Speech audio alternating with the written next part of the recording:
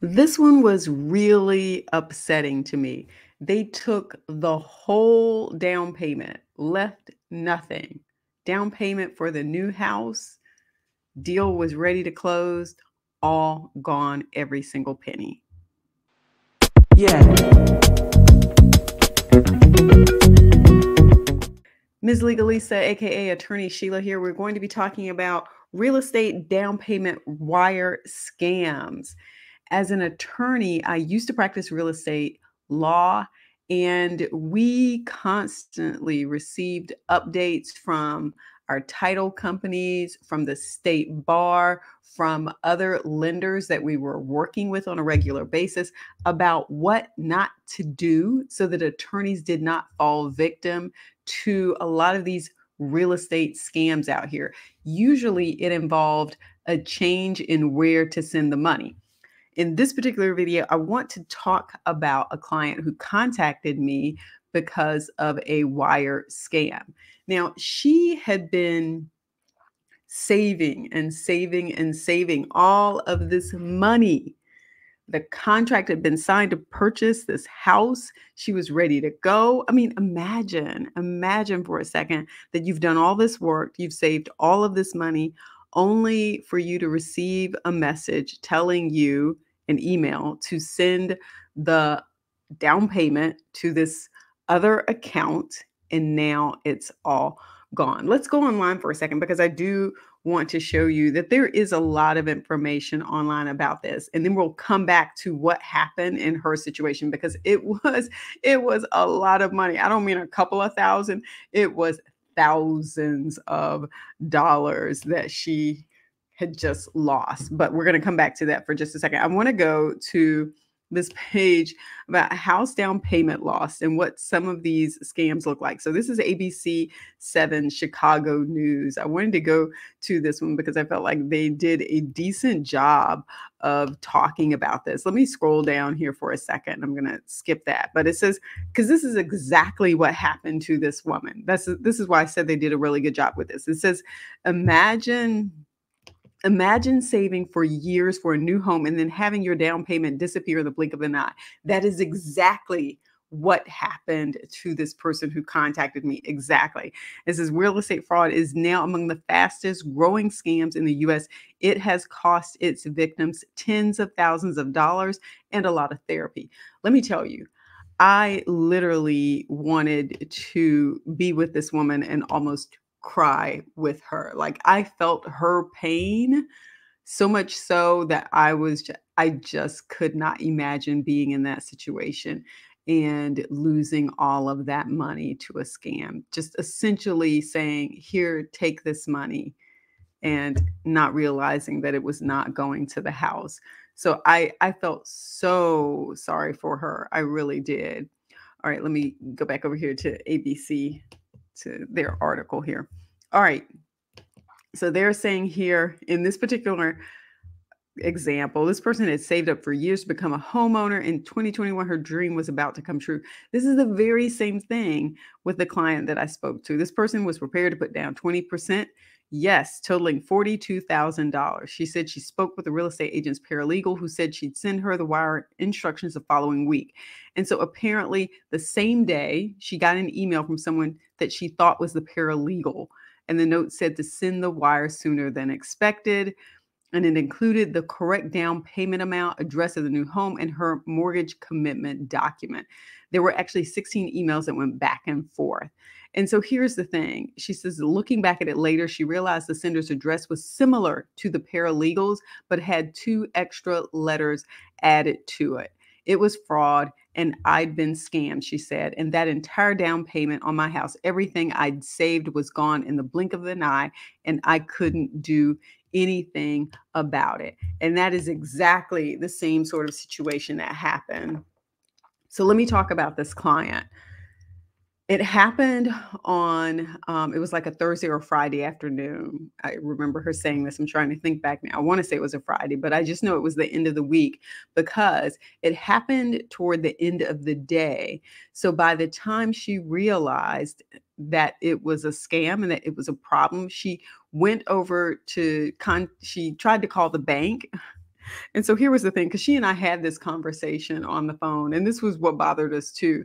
So when you call banks, typically they have like a fraud hotline, someplace where you can call and immediately put a freeze on an account, check into what's going on with an account. And they, are ready and able to do that. They understand that there's a lot of fraud going on. Unfortunately, with this particular bank, the fraud hotline unit, whatever you want to call them, closed at 5 p.m., just like the rest of the bank. So after closing hours, because it happened so late in the day, she was trying to follow up on it. And after a certain point, there was no one left for her to talk to. No one at that bank. She said she could not get a hold of anyone in their fraud department to help her with this, to stop that transfer. And once that money was gone, she then had to wait until the following week to be able to get back on the phone with someone to do something. And at that point in time, the money was gone, right? The money had been transferred. The money was long since gone.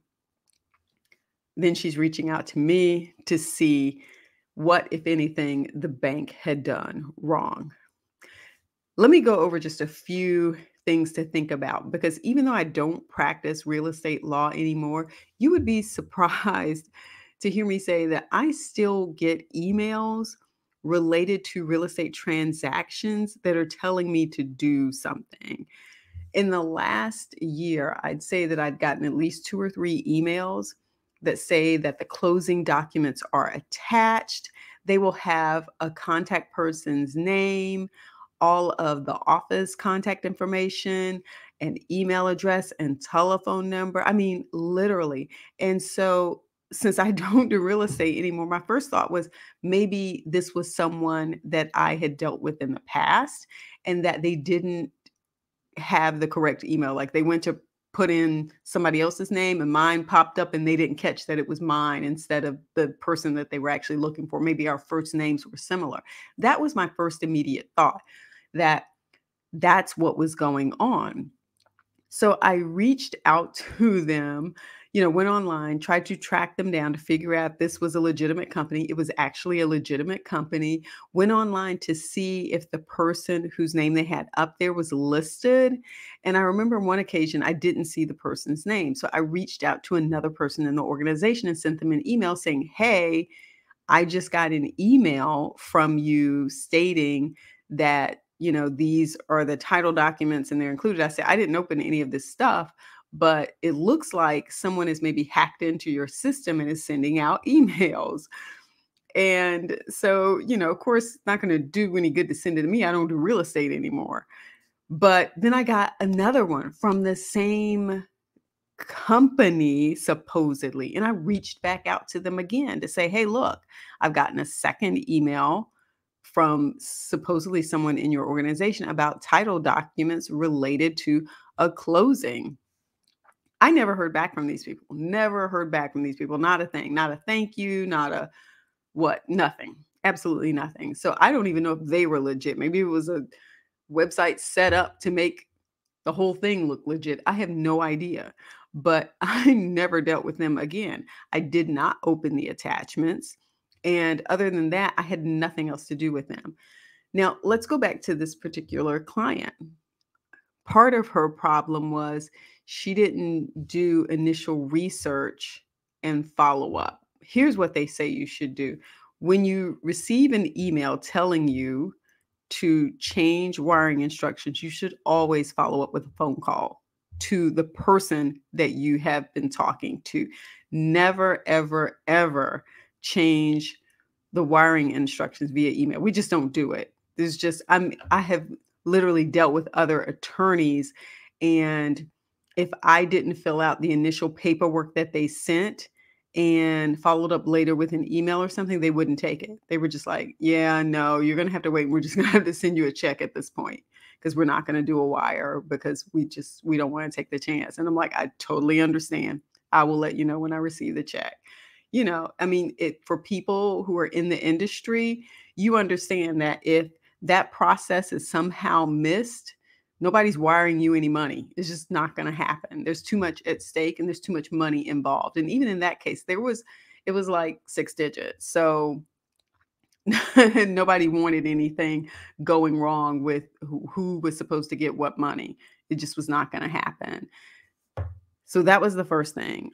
You're supposed to not follow email instructions that tell you to wire money to a different place. Number 2, follow up with a phone call. That is like the biggest thing in the world, is to follow up with a phone call and say, hey, I just want to let you know I got your email that says to now send the funds here. And the other person would have been like, I didn't send you an email saying send the funds here. See, that would have stopped all of that. But here's the thing.